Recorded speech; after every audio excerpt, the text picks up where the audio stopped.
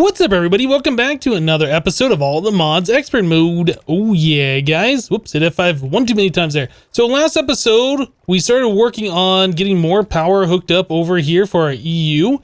Yeah, so I went ahead off camera and I made a high energy 512 EU tech RF converter. So this converts RF power to EU, 512 of it.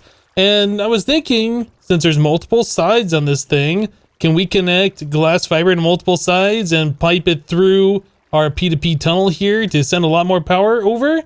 Doesn't really feel like it. I think that converter will only produce 512 total. I don't think it's 512 per face or whatever. So yeah, I did a little experiment here. I was processing a lot of our uranium ore, right? So I had it through the ore washer. I could put up to 7 overclocker upgrades in here and it was going quite quickly. If I put 8 in there, it'd drain all the power out, right? So 7 was the max. That was with the 512 converter over there. Then I added in all those wires and stuff and then tried it again, added in the 8th one. Yeah, it's still draining all the power. So it seems like that thing will only produce 512. So if we want more power than 512 out of that, we're really going to have to just make another one and connect it up to that same glass fiber line. So all those extra glass fiber cable that we have over here, not really needed. All these extra sides and stuff, so we can get rid of like all of these. Really all we need is just the one that's coming off the bottom here and going into the P2P tunnel. Anyway, I thought I'd try that and see if we could squeeze more power out of it, but unfortunately no. I did add in a drum here which is collecting our UU matter. We were getting quite full. We saw that before. I think this holds a total of 8 buckets and we were at 6.3, so it was getting, yeah, pretty full. Anyway, I added in a fluid ejector upgrade. This is kind of the same exact way you set these things up as the item upgrades. Yeah, the ejector upgrades. So you shift right click on whichever phase you want it and then it'll eject to that side. So I shift right click on this side, put the fluid ejector upgrade in there, put the iron drum down here, and it just put all the UU matter into the drum. So yeah, we are collecting that here. We have essentially unlimited storage at the rate that this thing is producing the UU matter. So that's kind of cool. Another thing I saw last episode, we did connect our glass fiber all the way across here, which I thought was a good idea because I wanted our reactor to start powering our machines over here. And then if we needed more power, it just draw from our RF converter. What I didn't realize doing that is that we were going to be taking all the power from our RF converter and putting it into our mass fabricator. And the only reason that I noticed that that was happening is I saw that our scrap that we were producing was going down. I was like, huh, that's weird. I had enough overclockers in here to make sure that our scrap was full. Yeah, anyway, then I was like, oh, right, because now we're putting more power into our mass fabricator, which means it can make the stuff faster and use the scrap faster. So anyway, I disconnected that. This is all like its own separate power system. The reactor is just making UU matter. And then if we need to run any of these machines, it will draw that from our RF network, similar to what we had before. Okay, another change I did is over here, added in another one of these travel anchors so we can get over to this section a lot faster, which is nice. I want to do this because putting our staff of traveling here charges up way faster than our other one. Our other basic capacitor bank. I would make a bunch of these, but they're a little expensive, and I do want to upgrade this and make a better power storage. But for right now, this regular capacitor bank is working pretty well. I did set this up, though, with a power monitor. So I have this power monitor on this conduit network here, right? So it's reading the power that's in the battery, and then the 40,000 RF that's in these two blocks, right? And we have this set up so when the battery gets below 50%, it'll emit a redstone signal, which will power our gas burning generator. We have this on a high redstone signal. So I'll send a redstone signal over to here, turn this thing on, charge our battery up till we get to 95%, and then I'll shut off again, right? Okay. Now, originally I had this set up so the conduit was just connected to this network here, but something I didn't realize with these power things before, because I've never set it up in such a way. It showed like 5 million RF up here, right? Because the conduit, each one of these blocks holds a lot of RF. So yeah, it was showing like 5 million RF in here. And then it was showing the 5 million. Hold on, let's just break one of these cables and I'll show you. So we connect that right like that, right? Okay, so 6.2 million, 6.3 million. It shows all this power in there, and then also shows what was in the capacitor bank. So what happened was the capacitor bank completely ran out of power, and then it started to drain from here. So, and then once they got to 50%, then it would kick it back on. It's really weird. I don't want it reading the conduit as part of the power. I only want to read the capacitor bank as part of the power. So when the capacitor bank gets to like 2.5 million, it'll kick back on and charge the system up. Anyway, I didn't know that it counted the conduit power network as part of that before. I thought that was kind of interesting. I was like, why did it allow the capacitor to completely empty? Yep, that's why. All right, so yeah, with these travel anchors, if you don't know, you can also just press shift on them. You don't have to use the travel wand. The wand will show all the different points you can travel to, and it'll also allow you to travel from way further away. So yeah, you can just do this free without having to spend RF on it just by pressing shift. And I also think if you have a travel anchor directly above each other, it acts like the open blocks elevators where you just press shift and it'll make you go up, and you can jump and it'll make, or you press shift and makes you go down. You jump and makes you go up. But anyway, we're not going to be worrying about that. So today, there was some things that I wanted to do. We were going to be working towards getting bees going so we can collect resources. And we had a few of these things made a while ago, and I put them away and kind of forgot about them. And then we were messing with villagers, and they were messing with resources in the quarry and this and that. Yeah, it's kind of time that we start working towards dentistry a little bit. So we have a villager here. This guy, we unlocked some trades with him, but what we really wanted was his apiary. So in order to get this, we needed some wood. Apparently it has to be jungle wood with this particular villager, and 2 emeralds makes an apiary. Otherwise, if we want to make one of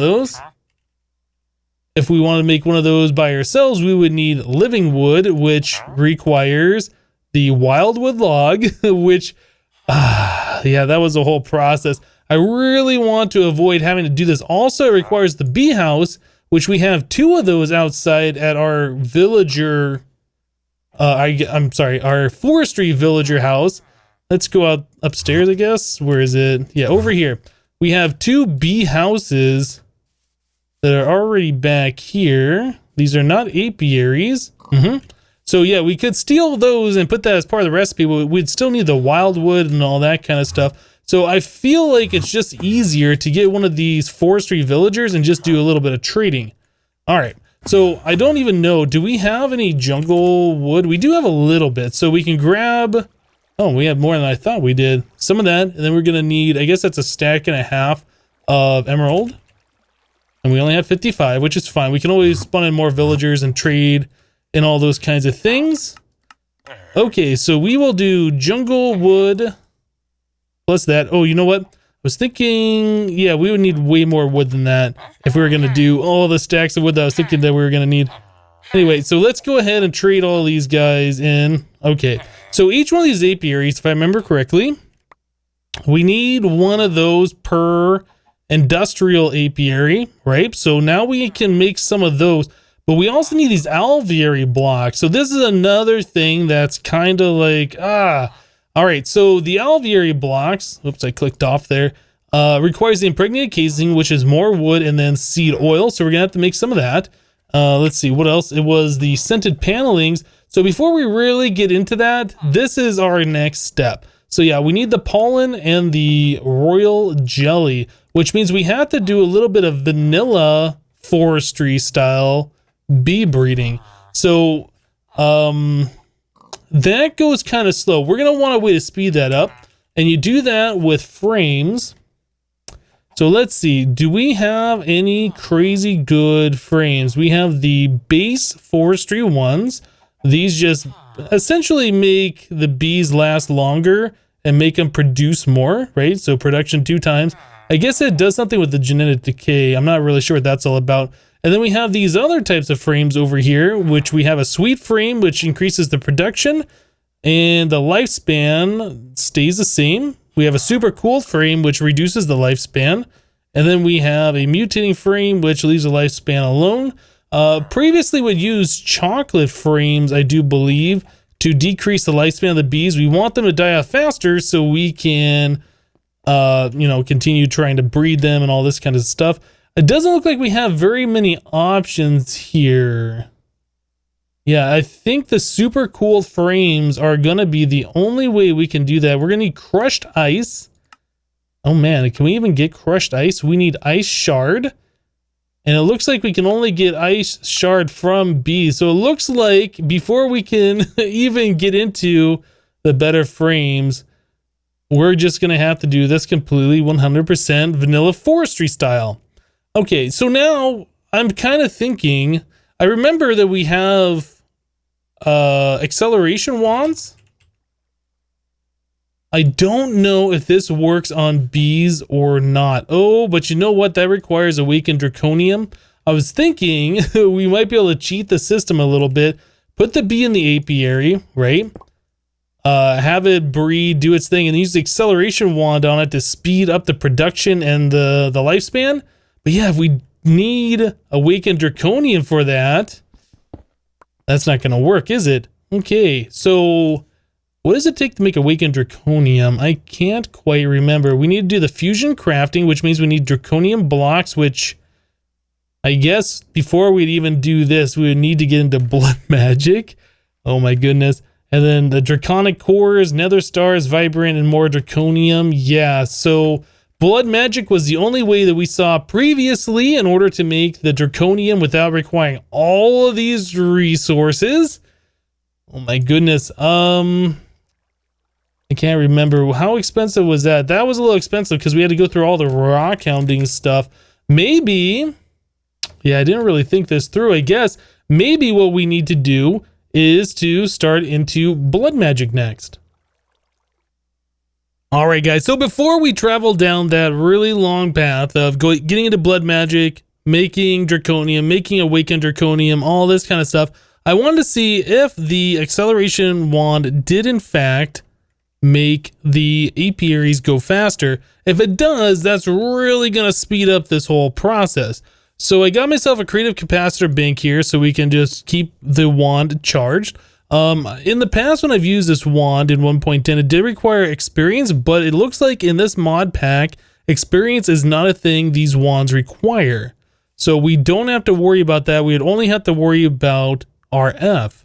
Okay, so we have two apiaries here. There's nothing in them, and we have a flower, so these bees will work. We'll put a queen in each one of these things, and then we'll put a drone in each one. Oh, you know what? Not a queen. We want a princess in there, don't we? Meadows. Let's go and get rid of these things. Meadows, princess. Grab two of those. All right, so do that. The bees should mate together. And they should be at 100%. Now, normally I think it takes 30 seconds or so before it goes down a tick. And then depending on how much lifespan, like from the frames and stuff, that's how far this bar drops, like every 28 seconds or something. So let's go ahead and shift right click on here and see if we can get this one to go faster than the other one. So this would be consuming RF, no experience, and okay, so it made a comb already. It seems like that is going down quite quickly, yeah? I think so. This one over here is just a little bit. This one over here is way further, and this one was put in last. Only a few seconds later, but this one was put in last. So it looks like the acceleration wand will in fact work on the bees. Now, the acceleration wand does have different modes. This one is set to fast. That's the default. It says mode key equals to change speed. Let's try faster, fastest. All right, let's try putting this on the fastest mode and see if that goes much faster. Oh my goodness. Okay, so look at that durability. Yeah. All right. So normally you'd have to wait like 3-5 minutes for these bees to go through their process, and then that just is so tedious. You have to set up like many different hives and hope that you get the breeding that you want. With the acceleration wand, this is going to speed this up tremendously. So before we get into any vanilla forestry bee breeding, we're going to work on getting ourselves an acceleration wand. All right, guys, so let's look at getting into blood magic. We want to do this so we can get ourselves the draconium ingots without having to put in all that stuff through the rockhounding, right? So the very first thing we need to do in blood magic is we need to get ourselves a blood altar. So the blood altar, the recipe has been changed in this mod pack. It looks like it does require 2 chiseled darkstone, 2 darkstone bricks, a rune of fire, 2 blocks of abyssal whatever this stuff is. Can we craft this, I wonder? I'm not sure how to get this just yet. I'm probably gonna have to do a little bit of research on it. We can get the nuggets through doing a transmutation on these shards. Yeah, okay, so we'll have to figure that out in a moment.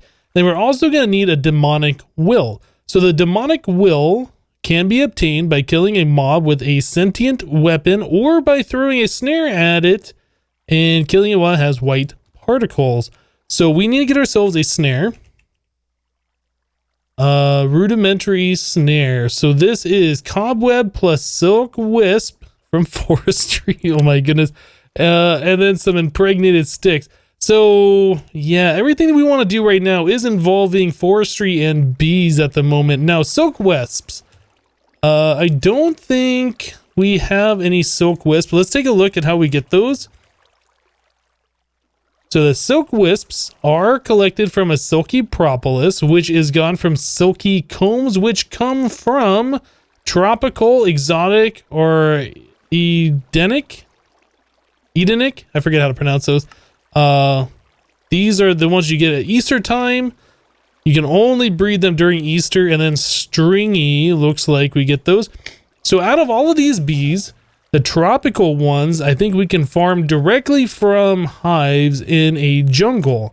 So this might be a thing where we go to the jungle, use a scoop, collect these bees, which should also get us some of these combs, and we might get lucky. All we need is 4 of those silky wisps, right? So we might get lucky. Do we have a scoop? We have one. Let's take a look. So there is an electric version. Is this electric? Yeah, that uses EU, charges 500. So that requires a power module, which is bronze piston. This is not that bad. A diamond and then a scoop. So I think I want to use the Scooperator MX200 Turbo instead of just making a bunch of these wooden ones, which is, I guess, sticks and orange wool. Yeah, this one we only ever have to make one, so I think it's time we do that. So bronze gear. Now, we made bronze gears before, and I went with this recipe, and people pointed out in the comments that this way is cheaper. Yeah, it is cheaper. I don't know why I didn't see that. It's 1 ingot plus 4 nuggets versus 4 ingots and then this basic gear. I don't know why. I thought this one was like 5 ingots, I guess. Anyway, this is definitely the cheaper way, so let's get ourselves some bronze. We'll make a stack of those. There's 4 of those gears. All right, so what else do we need for that? 2 pistons, and then I guess we only have to make 1 piston. And what was the other part we're missing? Not sure. No, we have everything. So there's a power module. So that's another thing from Gendistry we're going to be using a lot of. We'll have to make a brand new scoop, and then we should be able to make this. Cool. Okay, so now that we have that, I do believe we have to charge it up with EU. So I set this up since, oh, you know what? Maybe I didn't. Is that just a visual glitch? I feel like that's a visual glitch. Let me replace this cable real quick. Is that not connected? Or is that connected? Anyway, this should be connected to our MV transformer, which should be converting the power into the LV. The LV is going to be converting the medium voltage into the low voltage up here. This is full. Anyway, if we do this, yeah, I guess that isn't connected. I'm going to have to figure out what I did wrong here. Maybe you can connect the glass fiber to these. Anyway, so now that we have, oh, maybe that requires a redstone signal. I don't remember. Anyway, now that we have the Scooperator, we should be able to go to our jungles, which we have around here somewhere. Let's go outside real quick so we can look at the map. And yeah, so we are here in the center. There is a jungle. Where is the jungle? Is this the jungle? I think this is a jungle right here. There's definitely a huge jungle over here. Now, it is better at nighttime to go bee hunting because the hives glow and they're going to be super easy to see without night vision in this mod pack since we have the hardcore darkness. So I might just wait until nighttime, which is just going to be a minute or two from now. I'll go and collect some hives. So with this, I guess what we could do over here at the berries, there's this hive. What is this? There is a skeleton horse over there. There's two skeleton horses over here. All right. Anyway, at this hive, let's go ahead and use this and see how that works. All right. So it has charges 499 left. Is that the horse making that sound? I guess so. All right. Did that not use any EU? Maybe that doesn't use power. I'm not sure how this thing works. I would have expected it to use the power and not the charges, but it looks like it uses charges and not the power, or maybe it needs power and the charges to work. Who knows? Anyway, it works just like a regular scoop, as you saw, but yeah, it has way more durability than what we were using previously. I think this one, you can only scoop like 12 hives or something, then it breaks. Anyway, this should be a lot better for us. So I'm going to wait for nighttime. Like I said, I'm going to head over to the jungle and we're going to do a little bit of hive collection. All right, guys, so we are approaching the jungle, and as I was waiting for it to become nighttime, I thought to myself, you know, I remember as we broke that Meadows hive, we took a little bit of damage. Yeah, the bees that will attack you is something that they never did before 1.10, I don't think. Anyway, our bee villager was selling this bee smoker. It says calms wild bees. So yeah, you can equip that, I believe, in your offhand and use your scoop in your regular hand, and the bees won't attack you anymore. I believe that also makes it so when the bees naturally attack you, they won't be doing that. Anyway, so if we turn off the lights, you can easily see the hives around, right? So that's going to be making collecting these things so much easier. So if we come down here, I can't remember if these guys attack or not. Anyway, yeah, it looks like they did a little bit of attack. Maybe you have to right click on them a little bit before you break them with the scoop. I'll go ahead and take a little bit of food here, get my health restored. Okay, let's try and find the next one. Looks like there's one down there. We're getting closer to the monsters, gotta be careful. All right, let's try right click and then left click. Yeah, they don't do any damage now, so that is a lot better. Anyway, I'm gonna go ahead and collect some of these guys. Eventually we'll get some of these silky combs. I guess we got mossy combs. Oh, that was a marshy hive we just broke down there. Anyway, we're looking for the tropical ones and we're looking for these silky combs. Yep, that's what we are looking for. Hopefully we'll get some just by breaking the hives, and then we'll also get bees along with it. Anyway, I'm going to continue doing this and we'll be back, guys. All right, guys, so we had a pretty good haul there. Yeah, I ended up with 22 of these silky combs. Got a lot of different bees, all these different princesses. A lot of these are ignoble, and the ignoble means that they'll die off eventually. You really want the pristine. So yeah, pretty much all the ignoble are going to be throwaway. But yeah, the pristine are the one that we want. So all the pristine ones are the good ones.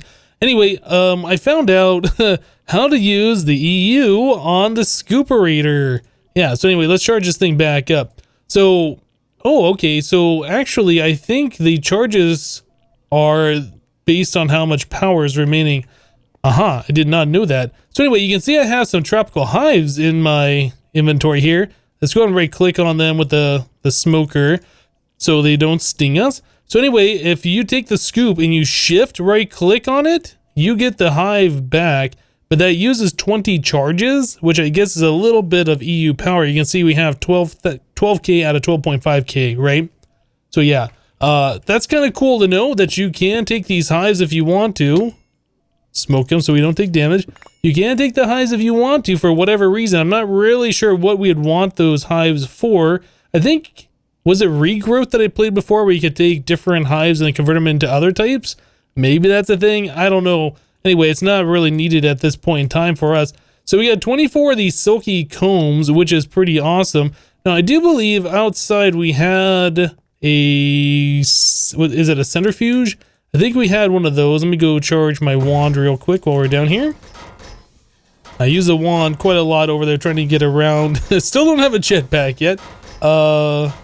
machines. So we have a carpenter, a centrifuge, right? So we can put a different thing in here. Otherwise, if we put the comb in there, it goes through this process. And then it goes through the same process again. I don't know why they doubled it up and then added a speed upgrade. Oh, actually, hold on a second. Oh, that's interesting. So maybe it does that for each and every different type of item you get out of these things now. Anyway, it takes a while. So we did get a silky propolis and we put that in there. It does the same thing. And then we get a regular propolis, which we can't. Oh, what does that turn into? I don't remember being able to put a propolis through the centrifuge before. What does that do? Oh, sticky resin. Actually, I guess I do remember that. It's just been a while. Anyway, we have a low % chance of getting the silky wisps out of those silky combs when it goes through this process. And there is the socket here. So I am kind of interested in trying to upgrade that. So we made an extra solder a while ago for this purpose. So we want to get ourselves some kind of a circuit board. And I don't remember. I think it's the intricate one we want. And then we can put in the different things. So an intricate circuit board is made in the carpenter. We need 6 redstone, 3 gold. There's that. And then the gold. Cool. And no, wait, that's a carpenter? Okay, so that was outside, I do believe, at our machines area. And I don't remember if we had this thing set up. All right, no, we'd never put the, whatever this stuff is, the biomass back in there. So that's cool. All right, so let's go ahead and make one of these real quick. We have to put that in the inventory here. And then we need a bucket of water. And that should make our intricate circuit board after a long period of time event, obviously. I don't remember that taking this long previously. And it's kind of weird, like all of these different forestry machines, you can now put the intricate circuit board in, except for the carpenter. The carpenter is still default slow speed. Okay, so now we have the soldering iron. We can right click on this and put our... Did I not grab the... Oh, I put it into the machine's inventory. Grab this, put this here, and then we can change machine upgrade. Yeah, I can't remember. Let's see. So we want the electron tube. Okay, so this tells you what it does. Manual farms... Socketed machine speed boost. So the emerald electron tube gives us a speed increase of 12.5 and increases power use. I don't know if there's a way. Oh, speed boost too. So we want blazing electron tube. And I think you can put in like all blazing instead of doing any of the emerald ones. I don't know if there's one that's going to increase like the % chance that we get something out of the carpenter. Anyway, we need to make some of these electron tubes. So that's made in the thermionic fabricator. We've seen this kind of stuff before, liquid glass and this. Anyway, let me go ahead and figure out what the best electron tubes to use are for this, and then we'll be back. All right, guys, so you put your circuit board here, you select what you want, and then you put in the electron tubes here. I ended up putting in 4 of the blaze ones. Yeah, I went through all these other ones. It doesn't look like there's anything else really that affects the socketed machines except for one. Yeah, this one right here reduces power usage by 10%. I don't think that really matters. These all increase the power usage, so you could increase the speed by 50% and then put 2 gold in there as well and keep the power the same. But yeah, let's just go ahead and go full blast on this machine. So centrifuge, socket in there. So these should go much faster this time. So we'll go and put in the silky comb. It still seems like it goes kind of slow, doesn't it? Anyway, we need to let all of these process through, get all our silky propolis, and then put those back through, and hopefully we get 4 of our silk wisps here. We need 4 of those for the rudimentary snare. Yep, and then we're also going to need these impregnated sticks, which means we need some seed oil in a carpenter, right? And some logs. Yep. So, and then cobwebs are another thing. Looks like you can craft it, but I do believe we've been getting cobwebs over here. Maybe? Didn't we get cobwebs over here? I think that might be a drop from spiders. I'm not seeing cobwebs, but I could have sworn we got them before. Let's take a look here. We have 24 of them. Yeah, I think maybe they did, like spiders spawned in there and then they died and this was collected and I brought them back. I'm not sure. But anyway, we do have cobwebs here, but let's wait for our machines to process their combs. I'm really hoping we'll get the 4 silky wisps that we need. That's not a lot of silky propolis from those. And then the uses show in the carpenter that's only a 60% chance.